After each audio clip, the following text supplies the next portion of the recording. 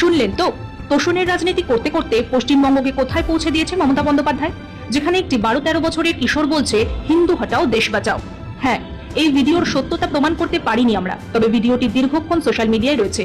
Facebook বা কোনো ব্যক্তি সেটাকে ভুয়ো বলে দাবিও করেনি। অসমর্থিত সূত্রে জানা গিয়েছে ভিডিওটি হাওড়ার বাসুদেবপুর এলাকার। ভাবতে পারেন, যে বয়সে হাতে বই থাকার কথা সেই বয়সে এক বিশেষ সম্প্রদায়ের কিশোরের গলায় হিন্দু নিধনের রণহুঙ্কার। এই বিষ কোথা থেকে এলো, এর উৎস কোথায়? পশ্চিমবঙ্গের বাঙালি হিন্দুর নিজের ভিটেমাটি আজ কি সত্যি নিরাপদ? বিজেপির অভিযোগ যে কতটা রূঢ় বাস্তব, এই ভিডিওটি তার প্রমাণ। এই বিষাক্ত পরিবেশের জন্য দায়ী শুধুমাত্র মমতা ব্যানার্জির নির্লজ্জ তোষণ রাজনীতি।